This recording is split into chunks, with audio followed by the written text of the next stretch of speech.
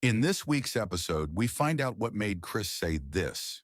Scratching your head going, why are my grosses depleting? Why is my volume down? Well, you're compressing your own market. Well, here we are, folks. Welcome back. We are on season number 2. We are on episode 3. Folks, welcome back. I'm Chris Keene, one of your co-hosts. I'm joined by the infamous John Anderson, but our brother, Ronaldo, gosh, I hope you get the frog out your throat. He's down and out. He can't even talk today. And guess what? All that means, John, is these folks get to get more of my antics today because we don't have Ronaldo. So I got more time for you, brother. More time for you. So come on, baby. Let's do it. So we've got a really interesting episode today. And by the title of it, I mean, you guys are probably sitting there going, what are these guys thinking? Well, we're thinking about you. We're thinking about you, salesperson that's listening.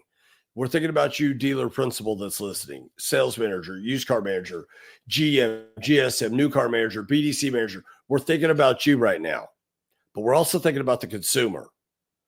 Because when we talk about all of this paralyzing data that is out there, it is no wonder some of the stats that we've heard lately are what they are today.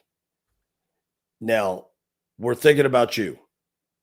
The title of this episode is because we're thinking about you. That's what it's all about. Is we're just trying to. We're a couple of car guys that have access to a nice sized dealer partner body. We're in the trenches every week, right? Like our CEO Jason Rice used to say, you know, we're in there rolling up our sleeves with you, and we have access now to we're 12 years now. We have access now to 12 years worth of data, right? So just shy a few months, months to 12 years, right?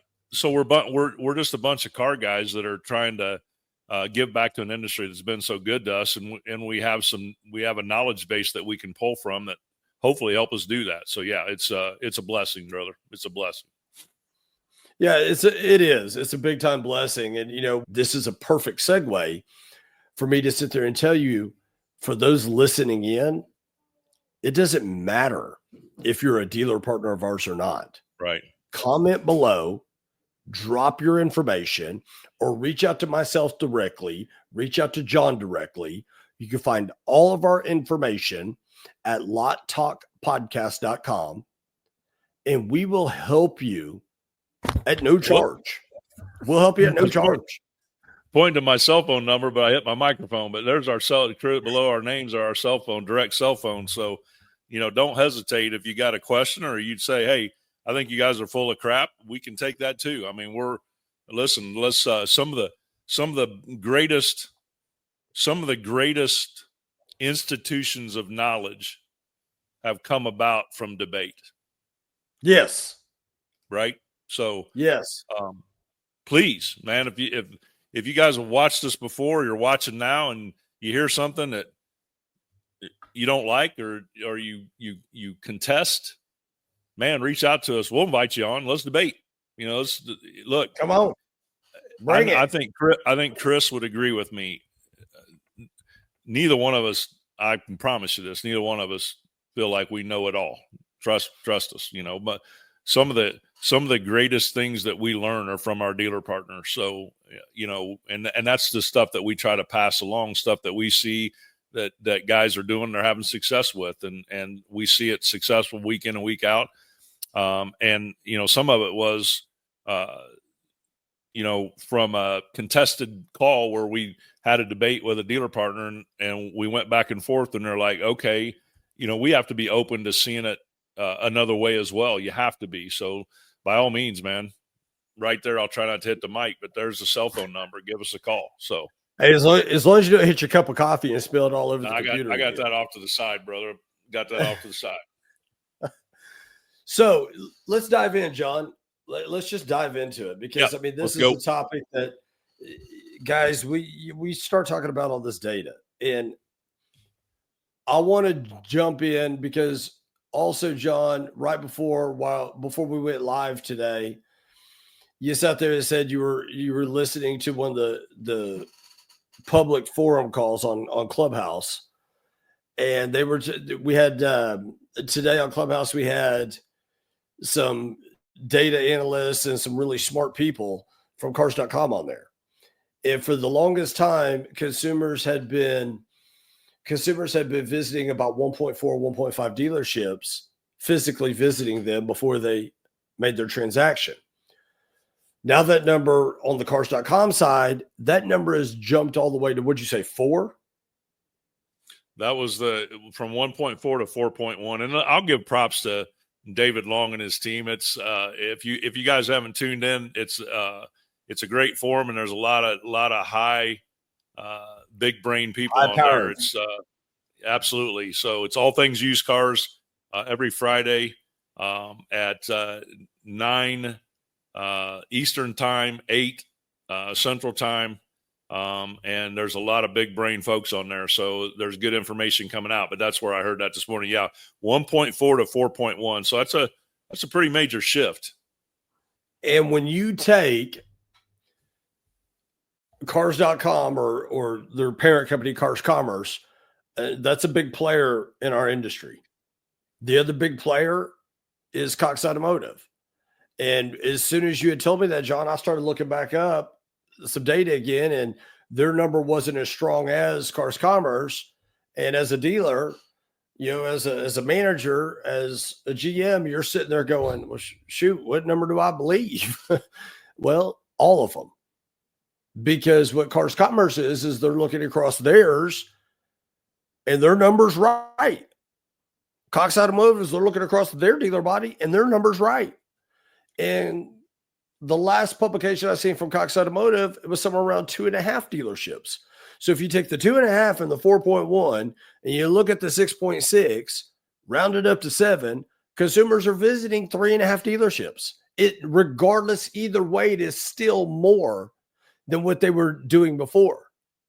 Now, here's part of why, in my humble opinion. And John, I'm going to use you as the guinea pig. How many Chevy Tahoes, up until the current Chevy Tahoe that you own now, how many Chevy Tahoes have you owned in the last 15, 20 years? 0. Okay. So think about this for a minute, listeners. The consumer public, which John, myself included, we're part of the consumer public now because we're not in the dealership. We're not running dealerships. We're not running departments. Okay. We're on the outside. We're the indirect side of the automotive industry. John has never owned a Chevy Tahoe. John decides to buy a Chevy Tahoe. John visited one dealership. But John, how many dealerships did you inquire with about a Chevy Tahoe that they had on their lot? 5. Of the 5, how many of them fed you the information that you needed to make an educated buying decision? I would say 1.5. I mean, I got response from 2 of the 5. But the one I bought the Tahoe at obviously was mountaintops away from everyone else, and the amount of information that was being given to me over a 2-week period. Okay. The amount of I like to call it a drip campaign. The amount of drips that she was laying on me on a daily or every other day basis. Now, was it, hey, John, are you still in the market for a vehicle? Hey, John, what time can you be by here this afternoon? Hey, John, we still have that Tahoe in stock. Was it that? Actually, I don't think, to be honest with you, Chris, as I'm thinking about it, I don't think that question was asked of me one time. I mean, even initially. Didn't the sales rep or the BD agent or the manager, whoever it is that you spoke with, doesn't matter. The dealership representative, for lack of better terms, they found out, was it safety, performance, appearance, comfort, economy, or dependability? and then they fed information to you based upon your hot buttons and buying motives. Is that correct? Well, I may be a little. I don't. You know what? I was about to say that. I don't think I am. Because I see it in CRMs when we jump in there to look at quality of conversation. I mean, I come in relatively hot. I came in and said, I even explained, and I know some dealers kind of, take a mindset, well, you're not in the business anymore, right? But I come in and explain, look, I was on the dealership side for 37 years. I don't have a ton of time. I'm an easy sell. I want to get this handled. And so I need a Tahoe, and here's why. So I offer a lot of information up front because I want, I'm hoping to get information back as quickly as I can. So, I explained what I was doing with the Tahoe. So you're a little bit easier than the average Joe. So before I don't know easier. I don't know easier. I think I probably, a lot of times we'll get in there, we'll see a customer say, hey, I'm interested in this vehicle. Is it still available? Right. But I went a lot deeper than that. I'm interested in this vehicle, and here's the reason why. You told her exactly how to sell you. I did. Okay. And that's fine. The piece though, that listeners and viewers that you got to remember, these customers that are visiting your virtual dealership, you have got to listen to them, because they are going to tell you exactly how to sell them. If they're saying, is this vehicle still available? Well, that's a yes or no question. And now they're selling you. So, and you answer yes. And if you immediately follow it up with, what time can you be here this afternoon? Have we thought about asking the basic, simple question of, absolutely, it is still available. Hey, what's making you look at this vehicle today? What about the vehicle you're currently in? What do you love about it? What do you hate about it? Why are you looking at this vehicle? I have a strong notion, because the way that individual took care of you, John, and the way that they fed you the information you needed based upon what you're using the vehicle for, I have a strong notion that they would have asked those same questions to you. Oh, there's no doubt she would have. No doubt about it. I bring all of that up. Go ahead. Go ahead, John. I was just going to say, you're spot on, man. How many times, let's go outside of our industry, right? There's a book I love that, how to win 150,000 of your closest friends, right? I love the book. It's short, but it's a networking book. And anytime you read anything about communication with people that you've never met before, what is the constant that is all? I don't care what you read. If it's, you walk into a room and you generate conversation with someone, what is always the constant that those books coach you on? Ask them about them. 100%. Ask them about themselves. People like talking about themselves, right?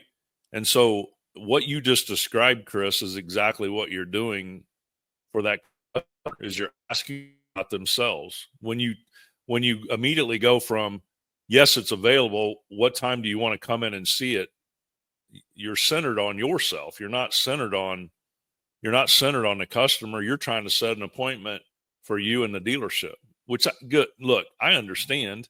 And there's a time and a place for that. But, the way you started this was the change, right? I was extremely surprised by that.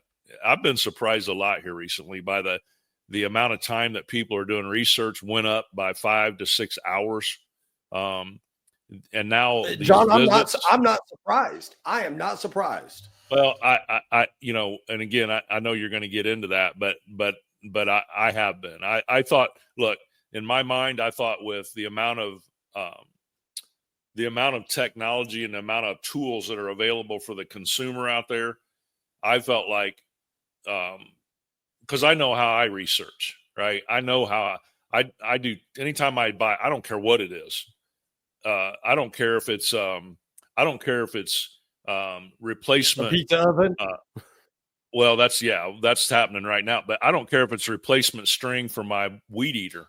I'll get on and do some research on it and look, and I always look at, what's the star rating? What are the reviews? Right. So I just felt like with all those tools, Chris, quite honestly, I felt like that it was going to shorten the cycle. Right. And people would, because of all those tools being available, people would be able to narrow it down and go, okay, here's what I want. Right. But to the contrary, something else is going on, and I know you can address that. But yeah, to the contrary, seems like something else is going on there. Well, this is why I'm not surprised, John. Here is why, listeners and viewers, here is why I am not surprised that the number of dealerships a consumer is visiting is going up. It's because of the overwhelming amount of resources that the consumer has. They are receiving paralysis by analysis, but they're also not getting the straightforward answers that they're looking for. They're not getting them.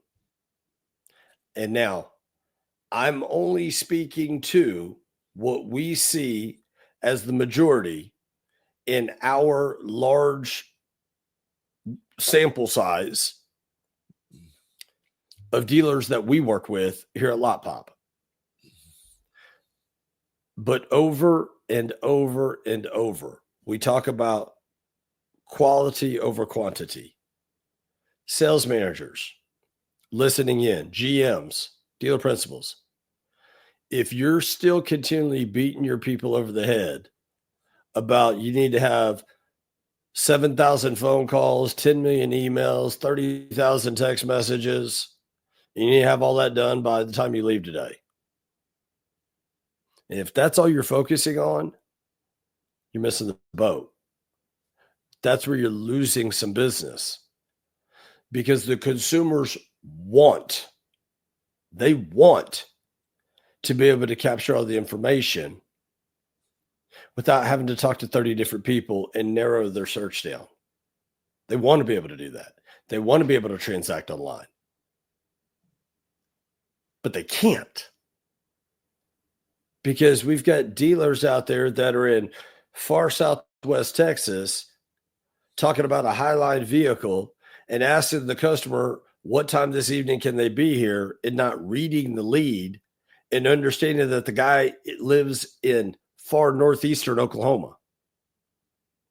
And that's a true story of something I just witnessed in the last 10 days, that the sales and BDC rep is asking the customer, what time can you be here? Yeah, it's available, but not reading that the guy is in Mounds, Oklahoma, and you're down in Southwest Texas. Well, that don't make a lick of sense. All you're doing to a person that is looking at a Highline vehicle, they're looking at a 2023 Land Rover. That guy's going, is this clown not paying any attention whatsoever? I mean, come on, guys.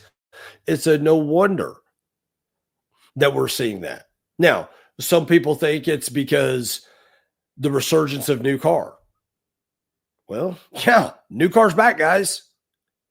Some people think it's, well, there's a depletion of used cars. Well, not by the two big hitters I just talked about earlier with Cox Automotive and Cars Commerce.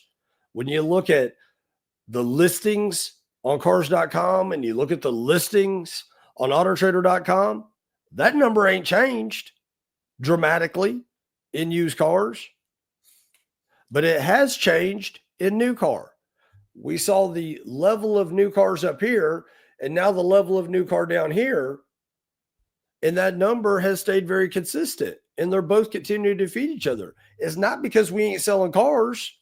It's because the dealerships are getting new cars, and the new cars are turning into trades, and the two just keep feeding each other. So it's not a lack of inventory. It's a lack of quality of follow-up that you guys are doing out there, that I would arguably tell you, please take me up on this offer. Take me up on this offer. Drop your information below. We will pull your information into Lotpop at no charge for 30 days, and I'll prove to you that you guys are missing the boat, and it's circled around quality of follow-up. You're getting the activity. Hell, you look at your advertising budget, you're looking at how much you're spending and scratching your head going, why are my grosses depleting? Why is my volume down? Well, you're compressing your own market. So sorry if I ruffled some feathers, but if you want to prove me wrong, drop your information below and prove me wrong. But I bet you dollars to donuts that we're spot on, because when we see it with over 85% of the dealers that come on with us, we're not wrong. We're not wrong at all. So that's one of the biggest contributing factors, John, that we're seeing with this big slowdown in this margin compression and this volume compression. That's one of the things. Obviously, John, there's things outside that are out of the automotive industry's control. You know, politics, economics, those things are out of our control to a degree. But that's one of the biggest challenges. You're smiling over there, John. Why? No,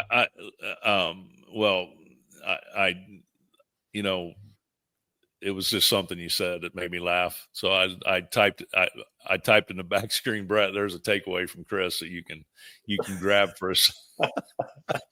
No, but yeah. I think this is a good segue to, what we talked about earlier this week that we really wanted to address. Right. And man, I could get, just throw it out there, big dog. I could say some things that could probably fire some people up. Look, what we talked about earlier this week was, do we really feel like, I go back to when I was running a store as a GM. And now that I know what I know, with everything that was circling around and going on in that store, and the multiple hats that you typically have to wear, when you're, in the trenches, did I really have a good, finger on the pulse of that store? Did I understand? Was I leading from a position of my store, my people, my market, or was I being led? Was I being led by the partners that I had and the information that I was looking at there? I'm going to give you, for instance, go-to-market data, right? What was I making? Was I making decisions with my inventory based more on go-to-market data versus what was really happening at my store? And the answer to that is yes. And I remember selling about this next one, but because I know how I felt as a salesperson, am I looking and setting up processes based on overall data for my salespeople that put pressure on my salespeople in a way that frustrates them? And the answer to that for me was yes, I was, right? Because and look, I'm an avid fan of a major CRM out there. I've used it for years, so I'm an avid fan. So it's nothing against I'm not saying anything against CRMs. What I am saying is time. It's interesting because Brett brought it up before we jumped on this call. He's like, I feel like that, things change so fast, but it seems like dealers are relatively slow to adapt to the changes, right? And I think there was a lot of wisdom in there, and that's coming from an individual that never spent a day in the automotive dealership, but he's just observing from a distance, right? And he can see it. And so, when it comes to putting pressure on your salespeople to get a certain amount of tasks done in a day, right? And that's all here. I want to just see that number, right? But to your point, Chris, what you said earlier, what's the quality within those tasks, right? Is it from a leadership? Am I looking at it? Would it be more important for me, for a salesperson to knock out 75 tasks, or would I rather him get in and find 25 customers that are active, that are on inventory that I can sell to, I got an opportunity to set an appointment and sell. Would I rather him spend more time on those 25 customers, getting them engaging in quality conversation, where he's talking that's to it right them there. Quality. Right. And he's talking to them about what we talked about, right? He's asking them questions about themselves. And my point is are we putting undue pressure on our sales teams to, hey, you got to get through, like Chris alluded to earlier. Hey, I expect these 75 done by the end of the day.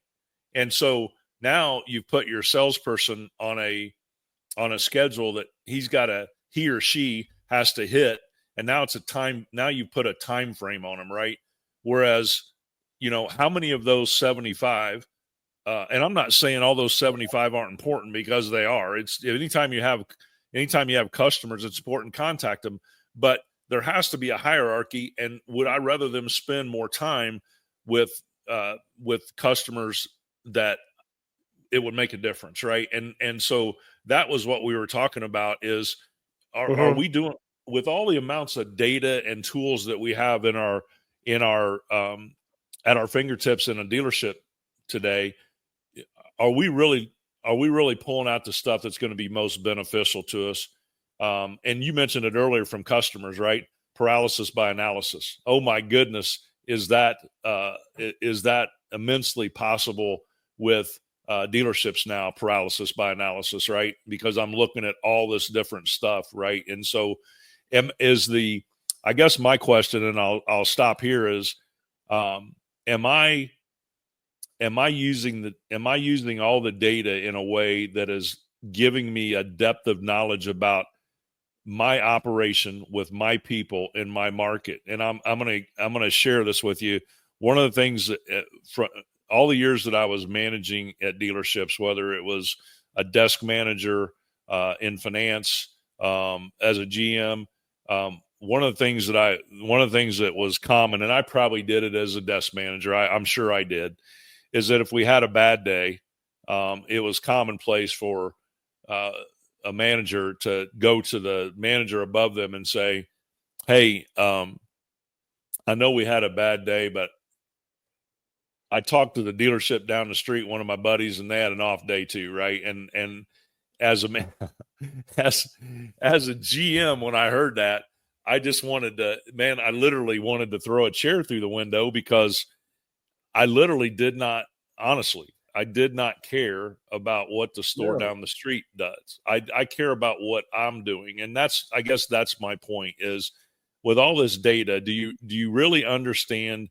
what your store is doing and is capable of doing? Or are you manipulating the data in such a way that you're giving yourself a false picture, and thereby it's causing you hidden issues that you're not seeing, because I'm not looking at it from a perspective of what's actually happening on the grounds at my store. I see what's happening in the market, and I'm thinking, well, that should be happening for me.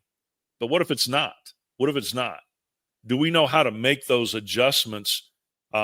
Because we're so saturated and we know what's happening at our store, that I know, okay, that's not happening for me. And here is why, because maybe we went to market a little bit too strong on this car, even though the market said this is where it should be absorbed, right? So that, I think that's what I wanted to segue to, because there's just so much stuff going on right now and so much stuff available at our fingertips. I think it's becoming more and more important for us to understand exactly what's happening at our stores with our people and with our customers. But to that point, John, did we as a dealership take that piece of inventory inside our inventory management system? Did we sit there and manipulate that data to make it look how we think it should be? Or did we put it out there based upon what the consumer is going to look at it like? Great point. And we see it. And Chris, to your point, we That's see a that big a lot, difference. right? Yeah, it is a big difference. That is So a big difference. I don't care. I don't care which inventory management tool you use. Makes me no difference. The thing is, if you're looking at it going, well, if you go 250 miles out, this thing's at 96%. You can't replace this car. Well, why the hell would you want to replace it? I mean, it's 84 days old. So are you manipulating your own data to make it look good? Or are you going to reality saying, okay, whoa, time out. Here's how we sell. I agree with inventory management tools.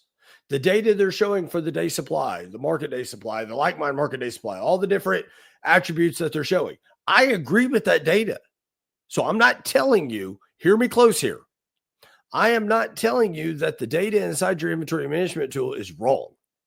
I'm telling you it's 100% dead on right. But it doesn't mean that's how you're going to sell. Put it in this perspective, John. If you're a Chevy store and across the street, you got a Ford store, and all day long, you keep seeing these Ford Explorers go in and out, in and out. And they got Ford Explorers parked on their front line. And those Ford Explorers keep changing. You're like, my gosh, you pick up the phone, you call your buddy over there going, hey, man, y'all are selling a bunch of them Ford Explorers. Oh, my God, yeah, it's the number one selling vehicle. We're doing great with them.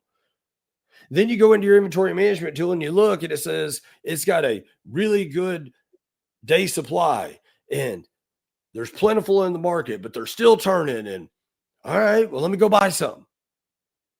And you go buy some and you buy 10 of them. And you're the Chevy store. John, you may pop out 2 or 3 of them, but what's your next 7 oldest vehicles? Usually Ford Explorers. Usually those, yeah. Usually okay, those. So now take that same example there, John. And you go buy 10 Ford Explorers because you see the day supply and you see this, you see that, and everything's rainbows and unicorns. But at the same time you buy those, you go across the street and you steal 2 salespeople from that Ford store. What are the first 10 vehicles that those 2 salespeople are going to sell? Those Ford Explorers. So what does the data inside it has meaning, but you have to put all the pieces together is what I'm getting at. And to your point, those 2 salespeople have familiarity with their store, with their customer base in their market, and that's why they would gravitate towards those Ford Explorers. John, we've all done it. We've brought the used car manager 100%. in. Listen, how many times have you been in the Dodge store and you needed a used car manager and one comes across your waves and man, this guy, he's been killing it in the Toyota over at this Toyota store, man. They've been selling a bunch of cars, this and that, and we get an opportunity to take them. And you bring that guy in. And then 45 days later, you're at a Dodge store and you look up and you got Corollas and Camrys sitting on your used car lot. Oh, yeah. Why? Oh, yeah. It's what he's familiar with. That's what he's been, that's what he knows. That's his wheelhouse. That's what he knows. So typically we're going to gravitate towards what we know. And that's why this is I think this topic is so important is, we brought this up before on this podcast, right? Are you a student of your game? Mm-hmm. Right? Chris, you're a football coach, right? We both played sports, athletics, right? And the amount of study that's involved, right? any NFL team, the amount of study that's involved, the amount of film room work they do, the amount of repetitions they do, right? Because they're a student of their game. And I think, listen, did I perfect this? No, not by any means. And what we're talking about is the hard stuff, right? Because listen, I think the reason why our company exists and why why we've had the amount of success we've had is because we literally do help dealers see the unseen stuff, right? And it's not because they don't know it. It's because a lot of times in a lot of stores, if you're a single point store, you actually have two stores. You have your virtual dealership and you have your bricks and mortar dealership. And the bricks and mortar dealership keeps you busy as all get out. You've got stuff going on everywhere, right? I've got customers in service. I've got maybe I've got an upset customer. I've got a salesperson that called in this morning. I've got lot porters that need to know where these vehicles need to go. I've got to go back to my used car row and address and assess my trade-ins, right? So that I can let my service manager give him information. I've got to do appraisals. I've got to submit deals to the bank, right? All those things that we have going on a daily basis in our bricks and mortar. And as a result of that, it's nobody's fault. It's just busy. And the number one place that you have customers visiting you is on your virtual lot. Oh, absolutely. Right. And so if I've got all that stuff going on in my bricks and mortar, how can I do all the small stuff it takes and be a student of the game for both of my dealerships? And that's really the question, right? Because on top of that, I do need to get in as a manager and look at my conversations that are happening between my sales team or my BDC and my customers, right? Because I might see a conversation by doing that I need to jump into as a manager, pick up the phone and call the customer, right? I do need to understand where my Ford Explorers, what day they're leaving my lot and what price to market they're leaving at, right? I do need to understand all that stuff. And so where do I fit that stuff in at? And that's really the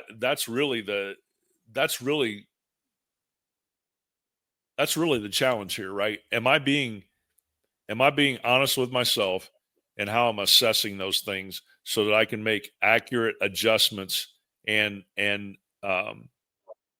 make accurate assessments on how to continue to produce sales within my variable operations, right? So that so do I have a handle on the new cars and how is it helping support the used cars? Do I handle on the used cars? How is it helping support the new cars? Right. So there's just a lot of things there and a lot of moving parts in there. And so how, I need to understand more than ever before what's happening at my store. And the challenge is, how do I do that? Right? Because a lot of the tools that I have at my fingertips give me market-based view of what's happening out in the market. They give me, which is good. It is good. I'm not saying it's not good. And a lot of tools that give me customer data that I have this group of customers that I need to reach out to, but is it really define it down to, where are my best opportunities to pair a customer that's in need with a vehicle that I have in stock, and how am I finding those, right? I think about a lot of times, right? How many times in a dealership, when you're working a sales desk, did a salesperson approach you and go, "Hey, John just showed up and he was, I've been talking to him about that Tahoe and we sold that thing 3 days ago. What can I show him?" How many times did that happen at the Oh. sales desk, right? Every day. And so how important is it for you, to have those tools available for your salespeople to be able to find that when they're talking to a customer that's not even at your dealership yet. So again, there's just so much going on, and having an understanding of what's happening within your doors, in my opinion, from what we see on a weekly basis, is absolutely 100% what you need to understand. Yeah. In order to make the proper decisions with the tools you have, that's what you have to understand. That has to be a priority. So let's give them some takeaways here on these first, because before time runs out, I want to hit one more subject. So let's talk about the first subject we're on with the quality of follow-up. So here's takeaway number one. And viewers, listeners, write this down. This is as basic, fundamental as you could possibly get. Is some of you may know what this is, some of you may not. And you've heard me rattle it off several times over the last several episodes. Spaced. It's an acronym. SPACED. Safety, performance, appearance, comfort, economy, dependability. If your staff, or you listening or watching, if you are part of that frontline troop that is talking to the consumer, if we're not discerning with the consumer, spaced, what's most important to the customer, you're 15, 20 steps behind. And it is as simple as asking the customer, Mr. Customer, what's most important to you? Is it safety, performance, appearance, comfort, economy, or dependability? What did you love about your old vehicle? What did you not like about it? What do you want in your new vehicle? So there's takeaway number one I would give for the quality of follow-up. Second thing, for what John I couldn't have even said it better. I could simplify it by saying this. Management team, salespeople, BDC team, internet team, GMs, GSM, new car, used car managers. You got bullets whizzing by your head all day long. Where the hell do I start? I'm in a firefight. I got this brick and mortar I got to worry about. Now you tell me I got this digital dealership I got to worry about. Well, here's the beauty of it. So here's takeaway number two. In your digital dealership, you have people that supplied your digital retailing tool, your listings tools, your website, your chat, all these different things to supply your digital dealership. Pick up the telephone, set a meeting with them, and set the tonality with them. I don't need you coming in here selling me on why I need to keep your product. What I need you to do is explain, don't miss this, cause and effect. Because we've been doing this, what type of positive effect has it had? And because we've been doing this that we thought was going to have positive effect, if it had an adverse reaction, what can we do to improve it? That's what I would be doing with every last one of my third party.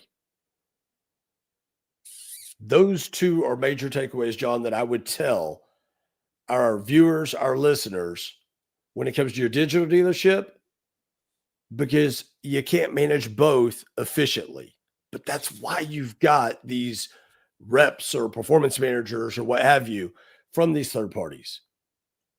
Listen, if you don't have somebody in store that can go audit your website to make sure all your links are working, if you don't have somebody in your store that could go audit all your third-party sites to make sure they're working, to check your digital retailing, make sure it's working, make sure all the links are working, make sure everything's flowing through the workflow like it's supposed to.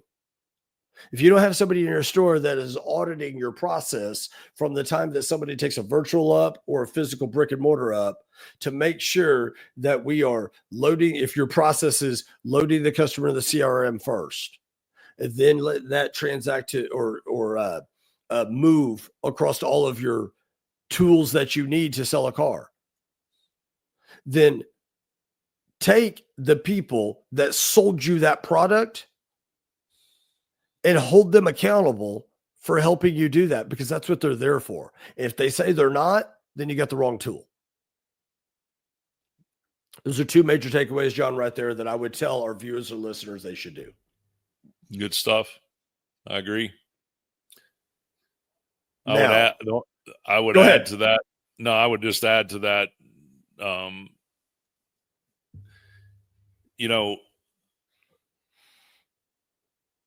I think the benefit of being on this side of things for the last 9 years has taught me a lot of things, and hindsight's always 20/20. I wish I would have had this knowledge when I was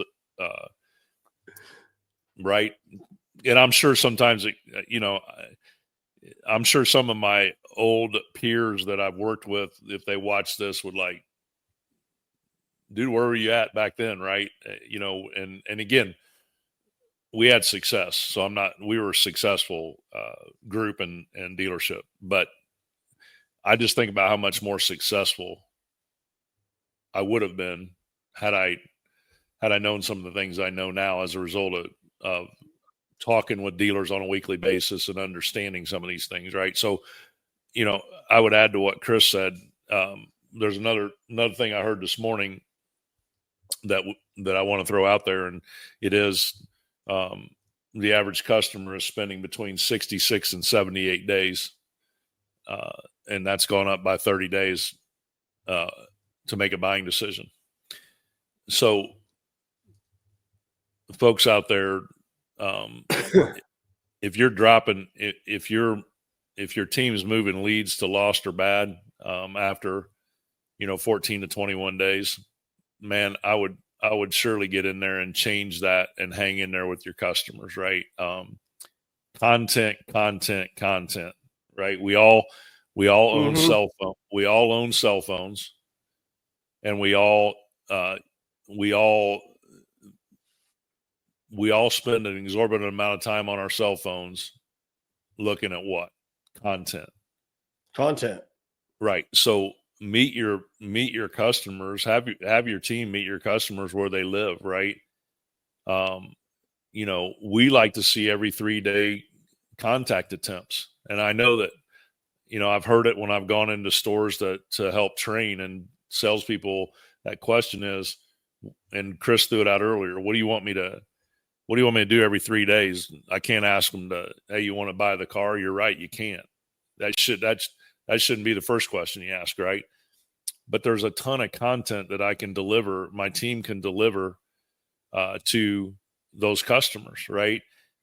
What if that customer's never been to your store before? How easy is it for you to crack open that cell phone and walk in the front, start out front, just like they're visiting the store, and do a video, walking in the front door, introducing them to the receptionist, taking them back to your desk, showing them where your desk is at, showing them your awesome service department, the waiting room, all those benefits of your dealership. Because what happens when that customer makes a decision to show up at your store, that anxiety level is down because they've experienced that visually. They've been to your store, right? So that's a piece of content, right?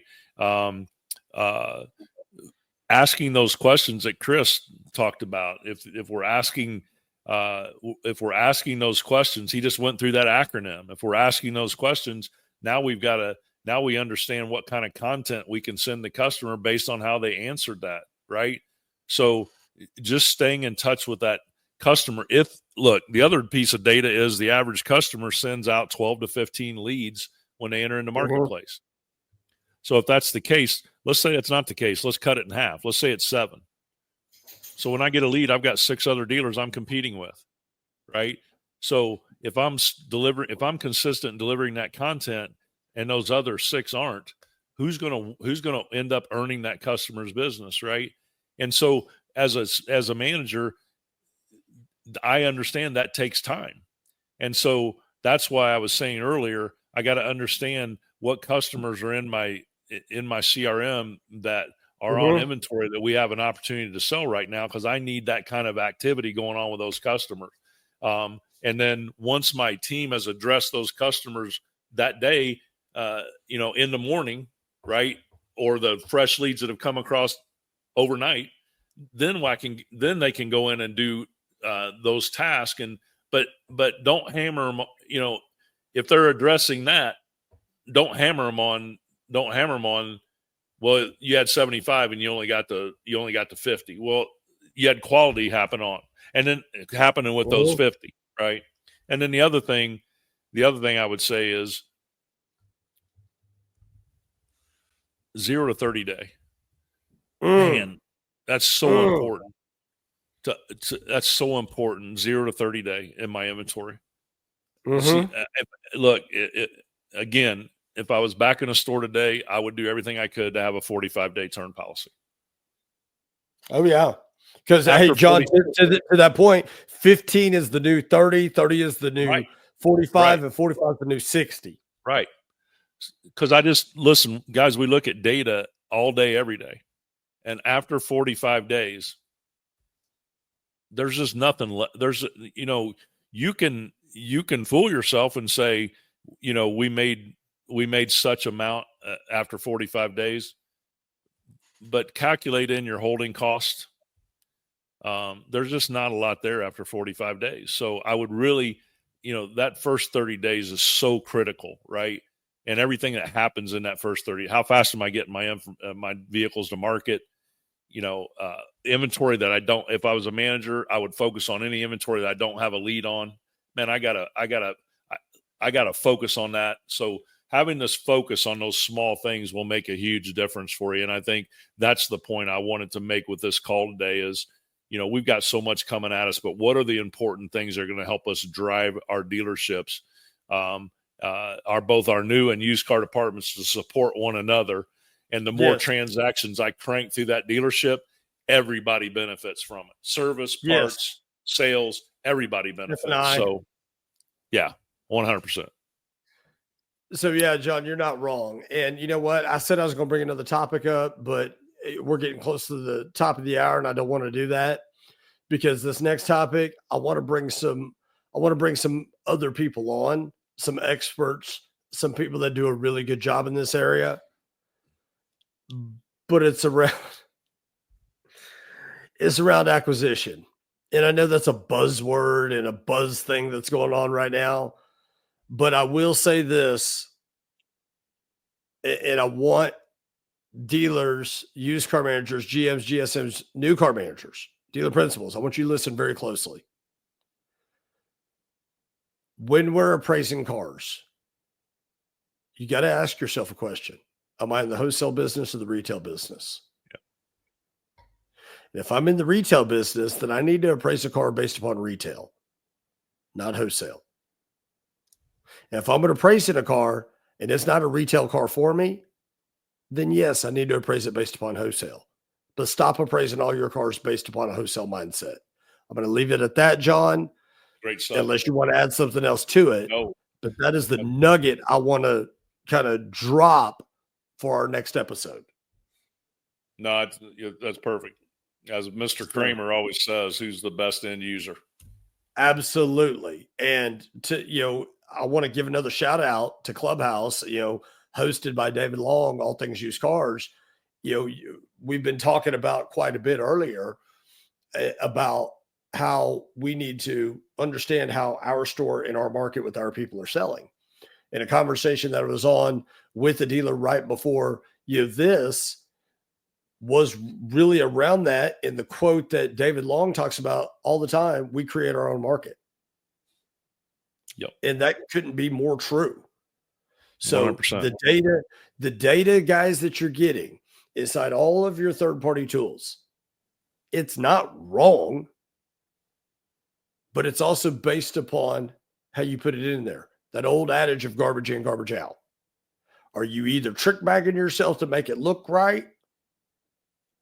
Or are you actually putting in truly how your store in your market with your people, how you're selling? And if you're doing that, you're on the right path to outrun margin compression and volume compression. Now, I know a lot of people don't talk about volume compression, but I'm going to talk about volume compression. So Those are things right there that listeners and viewers, I hope you take us up on the offer. LotTalkPodcast.com. Reach out to John. Reach out to Ronaldo. Reach out to myself. We'll unpack your data with you, and we'll give you another pathway to help get some of these things on track. And we'll do that at no charge. LotTalkPodcast.com. Reach out to John. Reach out to Ronaldo. Reach out to myself. John, anything from you in closing before we wrap today? I mean, I've just enjoyed the time talking, chopping it up with you, Chris. We've had some guests on here recently and haven't had a chance to do this in a while. So I'm really hoping that, the viewers and listeners found this valuable because, I think really being able to focus in on, don't get distracted by all the stuff out there. Keep your focus on keep the main thing, and you'll have success. And, like Chris said, if there's anything we can do to help, we'll help you. So I think we've covered a lot of ground today, and hopefully our listeners and viewers have found it valuable. Absolutely. Absolutely. Well, folks, there you have it. There is episode number 3 of season 2 of Lot Talk powered by Lotpop. I'm Chris Keene, one of the co-hosts. On behalf of John Anderson, Ronaldo Leonard, all of our family here at Lotpop, we wish you nothing but the best success out there. And we'll catch you next week at the same bat time, same bat channel. See you guys. See ya.